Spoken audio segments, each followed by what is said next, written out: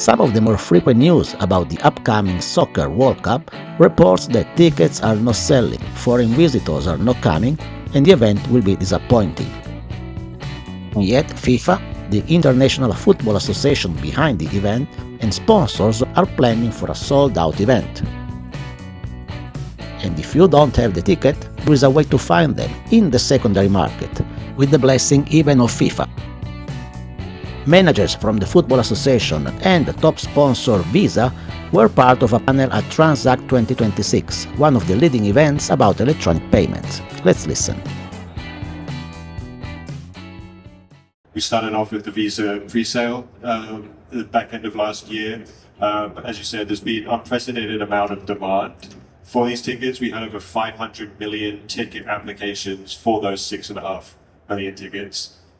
So the demand is certainly there.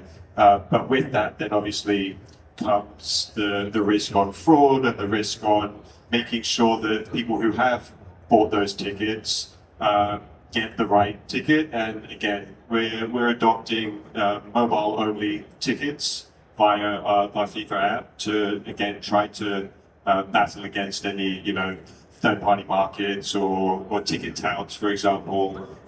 So like we've invested a lot of money into making sure that our ecosystem around the tickets is secure. And then here in the US, as you know, the secondary market is prevalent, right? And there's nothing, we can't stop tickets going on that secondary market. One thing that we would say is FIFA and ourselves have our own secondary market where that is the only place that we can guarantee the genuine tickets are going to be sold and distributed. So again, if a fan would like to resell their ticket on that, I would urge them to go through that one. So at least, or looking to buy on the secondary market, to go through the official FIFA one, because then you are 100% guaranteed that those tickets are genuine and real. What we found, even before we even announced where the matches were going to be played, we saw tickets coming up on secondary ticket markets claiming Before they even get sold. before we even announced the games at that point. So like they didn't exist, and yet secondary ticket sites were actually selling tickets for the World Cup that we had no idea about. So actually, it's one of the challenges and the gaps I think that we've identified early on is when we're talking with our stakeholders within the cities, whether it's host cities, whether it's stadiums, whether it's merchants, whoever. It's the expectation that World Cup fans will behave the same as a North American sports fan, and they won't. And I think that's been a big education piece, and they can't. When they're coming from 48 different countries, we look at our ticket data. We had applications from over 200 countries applying for tickets here in North America. So just by virtue of that, the fan behavior is going to be different and changing. You look at a Brazilian fan's match day experience, that is going to look very different to a German fan's match day experience, right?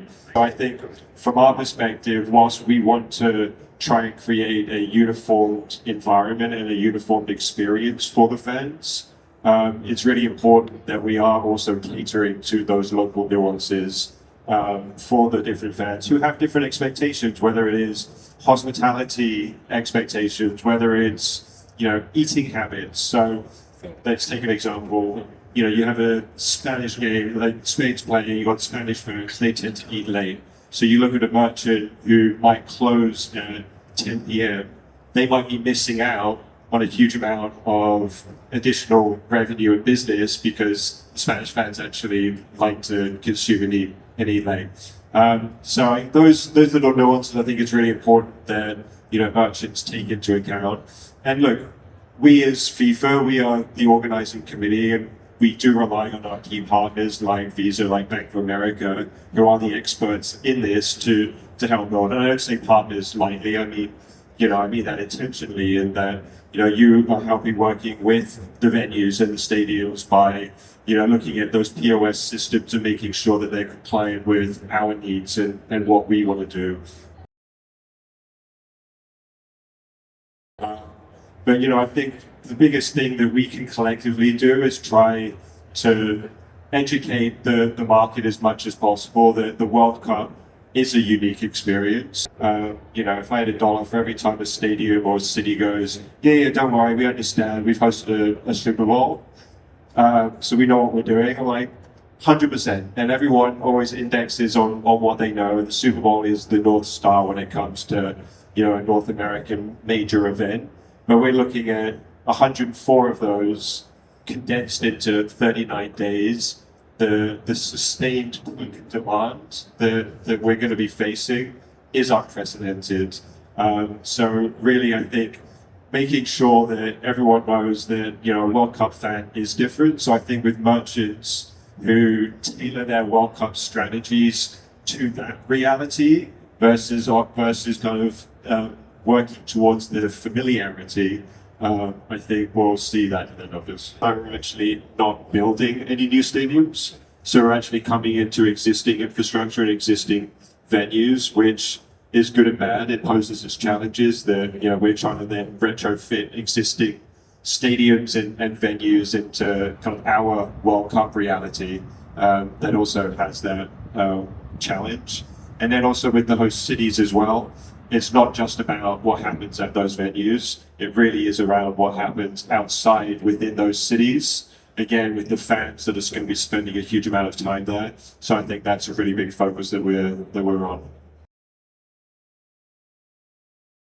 I mean, a World Cup fan happens once every 4 years. For many, many people, it is a bucket list event. It's a once in a lifetime.